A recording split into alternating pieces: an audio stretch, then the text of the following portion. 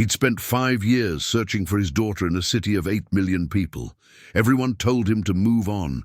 He couldn't. He wouldn't. So he took a job in the one place no one else would look, the tunnels beneath the city. And one night, in an abandoned platform at 3 a.m., he found her. This is what happened when a father refused to stop searching. Marcus Rivera was 41 years old when he found his daughter holding a baby in a subway tunnel. But to understand that moment, you have to understand the 5 years that came before it. You have to understand what it means to search for someone when the entire world has decided they're gone. 5 years earlier, Marcus had been a construction foreman making decent money, raising his 12-year-old daughter Emma in a modest apartment in Queens. The divorce had been ugly, his ex-wife Sarah struggling with addiction, the custody battle turning vicious, but he'd won primary custody. Emma was safe, or so he thought. On a Tuesday morning in March, Sarah picked Emma up for her supervised visitation. They never came back. The supervisor, a family friend Sarah had manipulated, claimed confusion about the schedule. By the time Marcus realized what had happened, they'd been gone for 6 hours. By the end of the week, they'd vanished completely. The police opened a case. Amber Alerts went out. Marcus hired a private investigator he couldn't afford. Months passed with no trace, no credit card activity, no social media presence, no sightings despite thousands of flyers distributed across 3 states. Sarah had disappeared before, during her worst periods, but never with Emma, never with his daughter. Most parents in his situation would have waited, trusted the system. Marcus couldn't do that. He knew Sarah's patterns, knew the places addiction took people. He knew that if Emma was going to be found, he'd have to be the one searching. That's when he made the choice that everyone thought was insane. He quit his foreman job and applied to the Metropolitan Transportation Authority as a subway maintenance engineer. The pay was 30% less. The hours were brutal. Overnight shifts, 11 p.m. to 7 a.m. His family thought grief had broken him. His friends stopped calling. Even his own mother asked if he needed to talk to someone. But Marcus knew exactly what he was doing. New York City's subway system covers 665 miles of track, 472 stations, and beneath the official network there are dozens of abandoned platforms, defunct tunnels, forgotten maintenance corridors. Places where people who don't want to be found can disappear. Places where the homeless build shelters. Places where someone running from the law might hide. If you're watching from New York, comment where you're from. If you know these tunnels, you know what I'm talking about. Marcus studied maps the MTA didn't give to regular employees. He volunteered for the routes nobody wanted, the inspections of closed stations, the maintenance checks in tunnels slated for demolition. He learned which outreach workers covered which territories.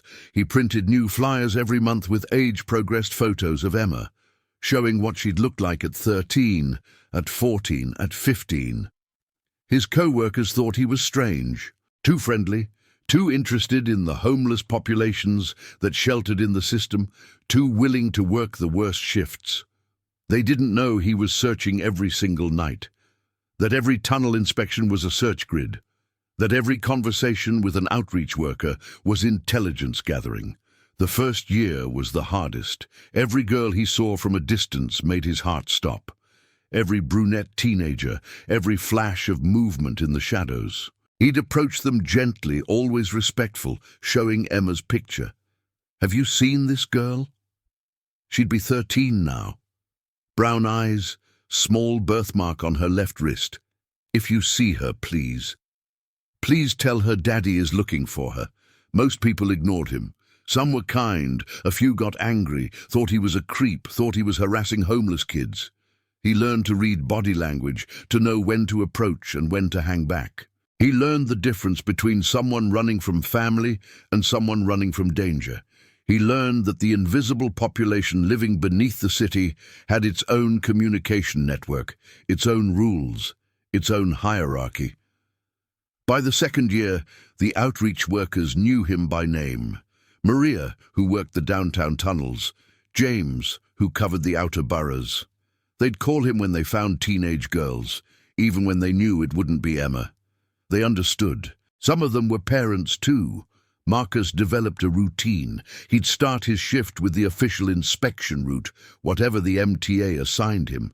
But he'd finish early. He was efficient, thorough, faster than the other engineers. That gave him 2, sometimes 3 extra hours before dawn. Those hours belonged to the search. He mapped every shelter, every cardboard village, every warm grate where people gathered in winter. He learned the seasonal migrations, where people moved when it got cold, where they went when the police swept certain stations. He became part of the invisible infrastructure of the underground, a familiar face who brought coffee sometimes, who never judged, who always showed the picture. Have you ever searched for something everyone else has given up on? Tell me in the comments. His 3rd year searching, Marcus found a girl who'd been missing for 8 months. Not Emma, a 15-year-old runaway from Connecticut whose parents had nearly given up hope.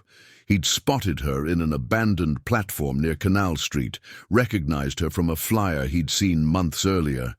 He didn't approach directly. Instead, he contacted the outreach worker he knew she trusted, provided the information, let professionals handle the reunion. The parents sent him a letter, thanked him for not giving up, for paying attention, for caring about a child who wasn't his own. Marcus didn't frame the letter. He carried it in his wallet as a reminder that invisible people could be found, that persistence mattered, that someone was always watching, even in the places that seemed most forgotten. But Emma remained missing. Years 3 and 4 blurred together, hundreds of inspections, thousands of conversations, countless dead ends. The private investigator had long since stopped calling. The police case was technically open but functionally cold. Sarah's family claimed they hadn't heard from her. Emma's school friends had moved on, graduated, stopped asking about her. Only Marcus kept searching. His routine never varied. Night shift, official inspection, extra hours in the forgotten places. Flyers updated with new age-progressed photos, conversations with outreach workers, building trust with the invisible population that knew more about the city's hidden spaces than any official ever would. People asked him why he didn't move on. Get therapy, start dating, focus on healing. They meant well, but they didn't understand. Emma was alive. He knew it the way you know anything fundamental and unquestionable. And if she was alive, she could be found. Moving on wasn't an option. Moving on was betrayal. The thing about searching is that it changes you, not in the way people expect. Marcus wasn't broken or desperate or wild-eyed with grief. He was calmer than he'd ever been, more focused. His life had a singular purpose, and that purpose gave him clarity. He became an expert in human behavior, in reading signs of trauma, in understanding the psychology of disappearance. He learned that people who vanish often stay within their comfort zone, even when they're hiding. He learned that addiction follows patterns, that even in chaos there are rhythms. He learned that the homeless population isn't a random scatter. It's a community with knowledge, with networks, with people who notice things. Most importantly, he learned patience. Real patience. The kind that doesn't demand immediate results. The kind that shows up every single night, does the work, trusts the process, and refuses to calculate odds. If you're a single dad watching this, where are you from? Comment your city below. Year 5 began like all the others. January cold, the kind that drives people deep into the tunnels, seeking warmth. Marcus had mapped 43 semi-permanent shelters in the system by then, places where the same individuals or groups returned seasonally. He checked them all regularly, always with Emma's picture, always with respect. It was a Tuesday night in December, 3 days before what would have been Emma's 17th birthday. Marcus was inspecting a maintenance corridor near an abandoned platform on the old Worth Street line. The platform had been closed since the 70s, sealed off from public access, used occasionally for film shoots but otherwise forgotten. He'd been there dozens of times over the years. It was on his rotation. But tonight something was different. Fresh cardboard, recent food wrappers, signs of occupation within the last 24 hours. His training told him to log it, report it to outreach, move on, but something made him pause. His flashlight caught movement in the far corner, near the old token booth. A pile of blankets and cardboard boxes arranged into a makeshift shelter. And then he heard it, a sound that stopped his heart, a baby crying. Marcus approached slowly, announcing himself.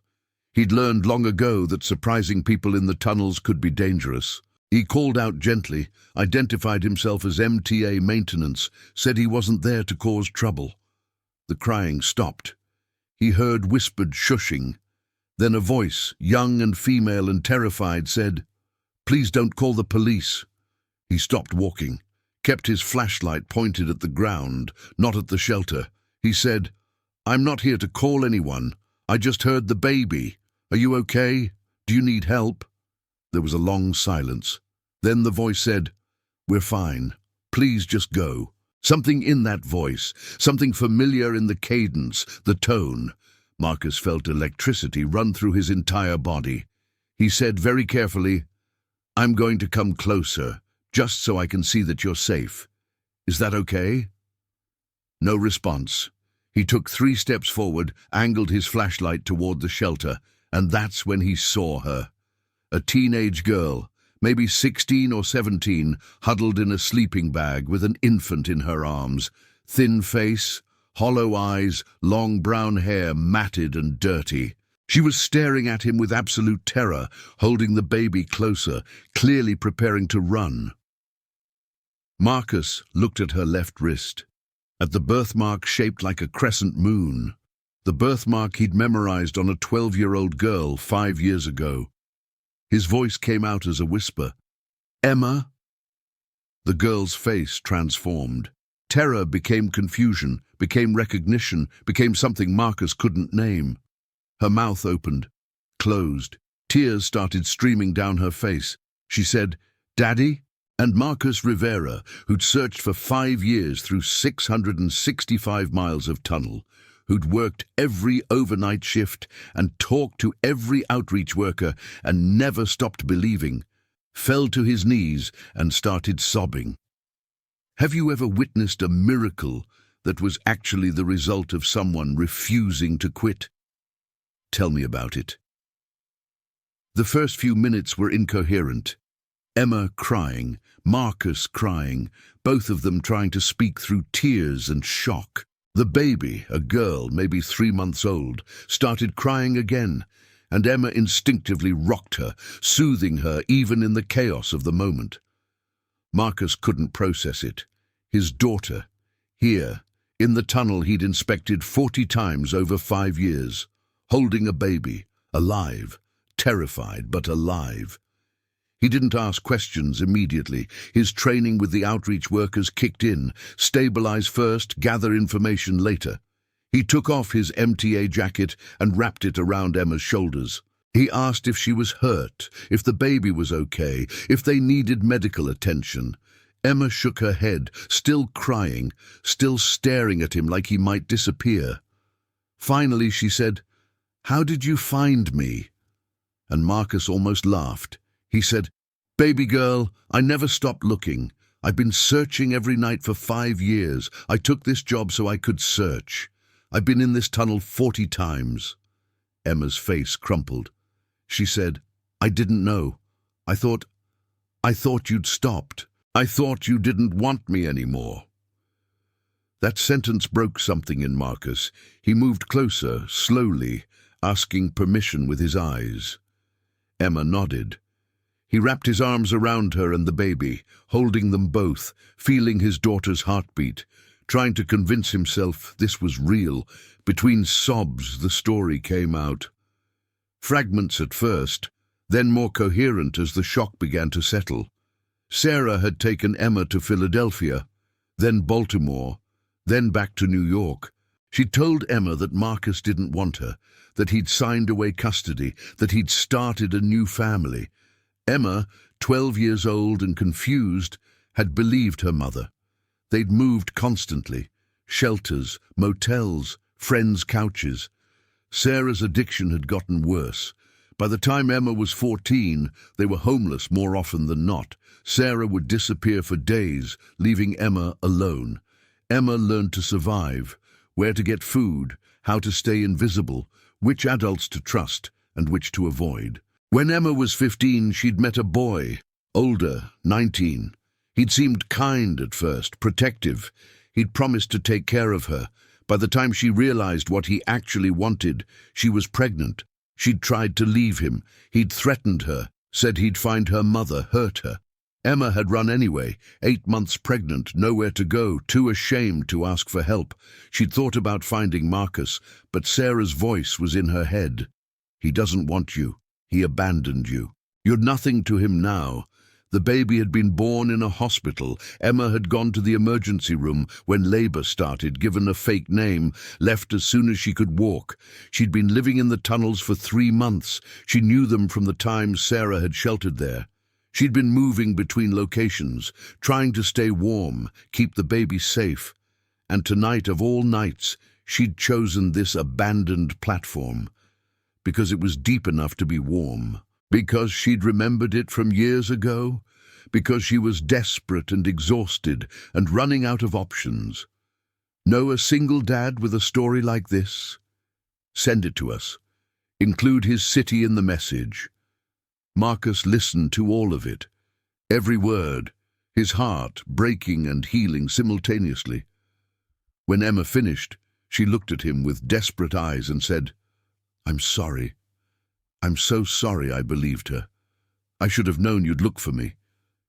Marcus cupped her face in his hands. He said, "You have nothing to apologize for. Nothing. You were a child. You believed your mother. That's not your fault. That's not your fault." Emma's tears came harder. She said, "I have a baby. I'm 17 with a baby and nowhere to go. I'm such a mess. You probably don't even want—" Marcus cut her off. "Stop, look at me. I've spent 5 years searching for you. 5 years. You think a baby changes that? You think anything changes that? You're my daughter. You're my daughter, and I love you, and I've loved you every single day you were gone." The baby, Marcus's granddaughter, made a small sound. Emma looked down at her, then back at Marcus. She said, "Her name is Lily. I named her after your mom." And that's when Marcus understood the full weight of what had happened. His daughter hadn't forgotten him. Even believing he'd abandoned her, even in her deepest despair, she'd carried him with her. She'd named her baby after his mother. She'd held on to the pieces of family even when she thought that family had let her go. He said, "Lily, that's perfect. That's perfect, baby girl." They sat together in that abandoned tunnel, while Marcus called the outreach worker he trusted most.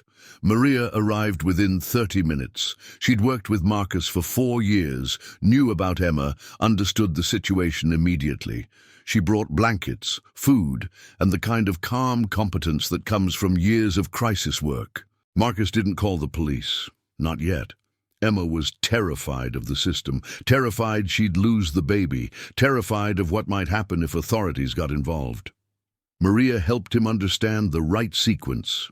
Medical check first, safe housing, then navigation of legal issues with lawyers who specialized in family reunification. That first night, Marcus took Emma and Lily to his apartment, the same apartment in Queens where Emma had lived until she was 12. Her room was exactly as she'd left it. He'd never changed it, never packed it up, never stopped believing she'd come home. Emma stood in the doorway of her room and sobbed, her posters on the walls, her books on the shelves, her stuffed animals on the bed. 5 years frozen in time because her father refused to accept she was gone. Over the next days and weeks, the full story emerged. Marcus learned about the trauma Emma had endured, the manipulation, the abuse, the impossible choices she'd made to survive. He learned that Sarah had overdosed 2 years earlier, that Emma had been alone since then. He learned that his daughter was stronger than he'd ever imagined and more broken than he could have feared. But he also learned something else, something that changed his understanding of the entire 5 years. Emma had been looking for him too. Comment if this story is hitting you differently than you expected. For the past year, Emma had been trying to find Marcus. She'd been asking homeless outreach workers if they knew a subway worker named Marcus Rivera. She'd been looking at MTA employees, trying to spot him. She'd been moving through the tunnel system partly to survive, but partly hoping she'd run into him. They'd been searching for each other, in the same city, in the same tunnel system, both invisible to each other in different ways. Emma hiding in shame, Marcus searching in love, both convinced the other didn't want to be found. The irony wasn't lost on either of them. Marcus had been in that specific tunnel 40 times over 5 years. Emma had been using that platform for 3 months. They'd missed each other by hours, by minutes, by random chance over and over again, until they didn't.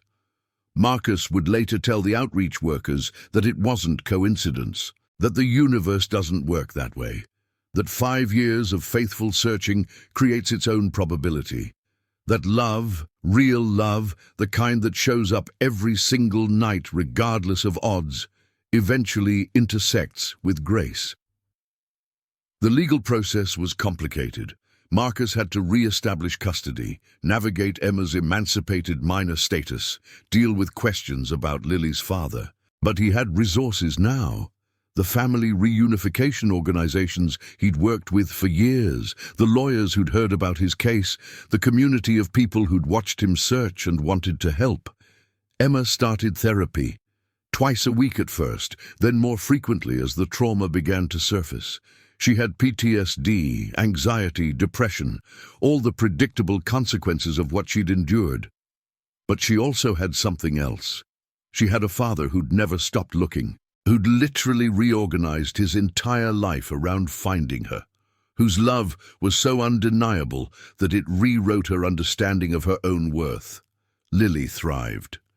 Marcus threw himself into grandfatherhood with the same intensity he'd brought to the search. He learned about formula and diapers and sleepless nights. He converted his home office into a nursery. He took parenting classes designed for caregivers of infants. He made sure Lily had everything Emma had been denied: stability, safety, unconditional love. Emma slowly began to heal. It wasn't linear. There were setbacks, panic attacks, nights where the shame and trauma felt unbearable. But Marcus was there, always there, the same way he'd been there every night in the tunnels, searching. Presence, it turned out, was the most powerful form of love. 6 months after the reunion, Emma asked Marcus why he'd taken the subway job. She'd pieced together that it wasn't random, but she wanted to hear him say it. Marcus told her the truth, that everyone had said she was gone, that the case was cold, that he needed to move on. But he'd known better. He'd known that if Sarah was using, she'd be in and out of the shelter system. He'd known that the homeless population moved through the tunnels. He'd known that the only way to search 665 miles of underground network was to be authorized to access every inch of it. So he'd taken a pay cut, worked the worst shifts, turned his job into a search grid, spent 5 years inspecting tunnels that everyone else considered empty. Emma asked, "But what if I'd never ended up in the subway? What if I'd been somewhere else?" Marcus smiled. He said, "Then I would have been searching somewhere else. The point wasn't the tunnels, baby girl. The point was that I never stopped looking. The tunnels just gave me a place to look systematically. But if you'd been in Philadelphia, I'd have been in Philadelphia. If you'd been in California, I'd have been in California. I would have found you because I refused to stop searching." And Emma understood then what she hadn't been able to understand at 17, homeless and terrified in an abandoned platform: that her father's love wasn't conditional, Wasn't based on her being perfect or easy or undamaged. It was based on her existing, on her being his daughter, on a bond that couldn't be broken by distance or time or trauma. She asked him, "Did you ever doubt? Ever think maybe everyone was right and you should move on?" Marcus was quiet for a moment. Then he said, "Every single day, every day I wondered if I was crazy, if I was wasting my life, if grief had broken my judgment. But doubt doesn't mean stop. Doubt just means you keep going anyway. Faith isn't certainty. Faith is showing up when you're not certain." Where are you watching from? Comment your city. Let's build a community of people who don't give up. A year after the reunion, Emma enrolled in community college. She was studying social work. She wanted to help other kids who'd fallen through the cracks, who'd been lied to about their worth, who needed someone to search for them. Marcus watched her walk into her first class with Lily in a carrier and felt pride so intense it was almost painful. The subway maintenance job had done what it was designed to do. It had brought his daughter home. But Marcus kept working there, not to search anymore, but because he'd built relationships with the outreach workers, with the invisible population, with the network of people who noticed things in the forgotten places. He found 3 more missing kids over the next 2 years. Not Emma, but someone's Emma. Someone's child who'd slipped through the cracks. He'd become known in the homeless community as someone trustworthy, someone who cared, someone who didn't judge. His 5 years of searching had created infrastructure that outlasted his personal crisis. Emma sometimes asked to come with him on his shifts. She'd walk the platforms with Lily strapped to her chest, talking to teenagers who reminded her of herself. She knew what to say because she'd been there. She knew how shame worked, how trauma worked, how the voice in your head that said nobody cared could drown out everything else. Between Marcus and Emma, they created a kind of informal rescue network. Not official, not certified, just 2 people who understood what it meant to be lost and found. They'd pass information to the proper authorities, connect kids with resources, sometimes just be a familiar face that reminded someone they were worth looking for. The turnaround, when Marcus finally understood it fully, came 2 years after he'd found Emma. He was having coffee with Maria, the outreach worker who'd helped that first night.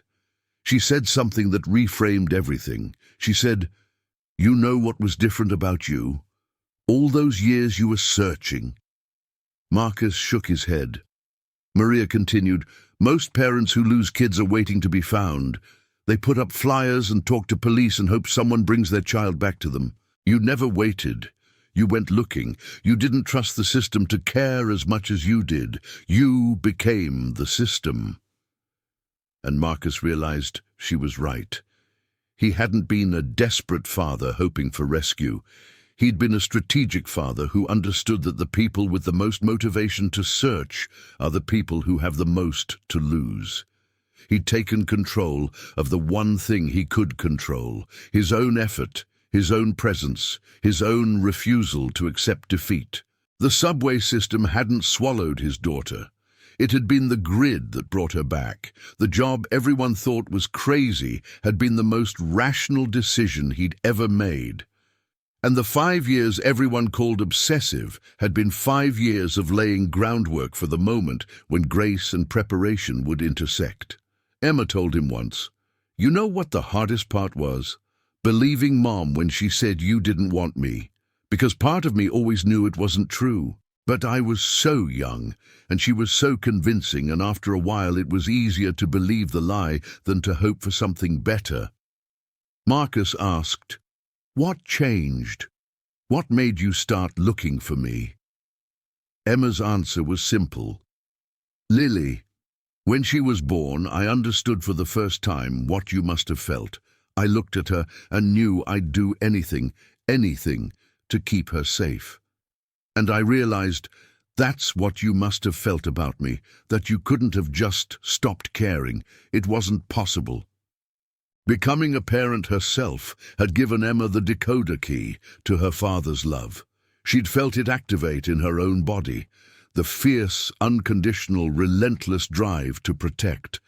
And she'd known, finally, that her father had felt the same thing, that he'd been out there somewhere, searching, the same way she'd search for Lily if she ever went missing. Have you seen a father's love change everything? Tell me about it in the comments. 3 years after the reunion, Emma graduated with her associate's degree in social work. Marcus sat in the audience holding 3-year-old Lily, who insisted on wearing a cap and gown too. Emma's graduation speech was about invisible people. People society overlooks, people the system fails, people who fall through cracks because no one is watching carefully enough. She talked about her father, not by name, but everyone who knew their story recognized it. She said, "I was lost for 5 years, but I was never invisible, because someone was looking. Every single night someone was looking, and that made all the difference." After the ceremony, a woman approached Marcus. She was in her 60s, well-dressed, composed. She said, "I heard about your story, about how you searched for your daughter." Marcus nodded politely, expecting another congratulations or expression of amazement. The woman continued, "My son has been missing for 8 years. He's 32 now. Mental illness. The police say he's an adult. He has the right to disappear, but I know he's not okay. I know he needs help." She looked at Marcus with desperate hope. "How did you keep going? How did you search when everyone said to stop?" Marcus took a breath. He said, "You become a student of your child. You learn their patterns, their habits, their logic. You go where they would go. You make yourself part of the landscape they'd move through, and you refuse to calculate odds. Odds don't matter. Presence matters." The woman started crying. Marcus gave her Maria's contact information, connected her with the outreach network, shared everything he'd learned. Because that was the other thing he'd discovered. The search never really ends. Even after you find your own child, there are always more children who need finding, more parents who need hope, more invisible people who need someone to see them. Emma's work with homeless teenagers became her calling. She had credibility that social workers with degrees and credentials couldn't match. She'd been there. She knew the fear. She understood the shame. Kids trusted her because she didn't speak from theory. She spoke from survival. And Marcus kept working the tunnels, not searching for Emma anymore, but searching for whoever needed finding. He'd become what Maria said, his own system, his own network, his own refusal to accept that anyone was truly unfindable. On the 5th anniversary of finding Emma, Marcus returned to the abandoned Worth Street platform. He stood where he'd found her, where 5 years of searching had finally intersected with grace. He thought about all the times he'd been in that exact spot over the years, missing her by hours or days. He thought about the odds, the coincidence, the apparent randomness, but it wasn't random. That was the thing he'd finally understood. Persistent presence creates its own probability. Showing up every single night, walking every single tunnel, having every single conversation, eventually that level of commitment bends the universe toward connection. His phone rang. Emma. She said, "Hey, Dad. Lily wants to know if you're coming to her ballet recital tonight." Marcus smiled. His granddaughter, his daughter, his family, rebuilt from fragments and faith. He said, "I wouldn't miss it. I'm on my way." He took one last look at the platform. The place that had seemed like the end of hope had actually been the intersection of preparation and miracle. The subway system that had appeared to swallow his daughter had actually been the grid that delivered her back. As he walked toward the stairs, his radio crackled, another maintenance worker asking if he could cover the overnight inspection of the old City Hall station. Marcus agreed, not because he was searching anymore, but because someone might need finding. Someone might be one inspection away from rescue. Someone might need a person who showed up faithfully, who paid attention, who refused to accept that invisible meant gone. He'd been that person for Emma. He'd be that person for whoever came next. Because that was what the 5 years had taught him. You don't search for recognition or gratitude or even reunion. You search because love demands it, because presence is its own purpose. Because someone has to be watching the places everyone else has forgotten. And sometimes, if you're faithful enough, if you're patient enough, if you refuse to stop showing up, grace meets you in an abandoned tunnel at 3 a.m. and gives you back everything you thought you'd lost. The miracle wasn't that Marcus found Emma. The miracle was that he'd made himself findable, that his 5 years of searching had created the conditions where reunion became possible, that his love had been so undeniable, so strategic, so relentless, that it had turned 665 miles of tunnel into a path back home. Emma had been lost, but she'd never been invisible, because someone had refused to stop seeing her, even when everyone else looked away. That's the thing about fathers like Marcus. They don't wait for systems to work. They don't trust probability. They don't accept defeat. They become the search. They become the presence. They become the love that refuses to quit. And sometimes, in the darkest tunnel, in the most forgotten place, in the moment that seems most hopeless, love finds what it's been searching for all along. If you know a single dad who never gave up, who turned his life into a search grid, who believed when everyone else moved on, tell me about him. Include his city. Let's honor the fathers who refuse to accept that anyone is truly lost. Because Emma wasn't found by accident. She was found by design. By a father who spent 5 years building a network of attention in the exact places where invisible people live. By a man who understood that love isn't passive waiting, it's active searching, it's showing up. It's mapping every forgotten corner until forgotten becomes impossible. Marcus Rivera worked the overnight shift for 5 years, and everyone thought he'd lost his mind. Turned out he'd found his purpose. Turned out desperate love looks a lot like strategic genius when you give it enough time to work. And on a December night in an abandoned platform, all that faithfulness, all that showing up, all that refusal to quit, it paid the only dividend that mattered. It brought his daughter home.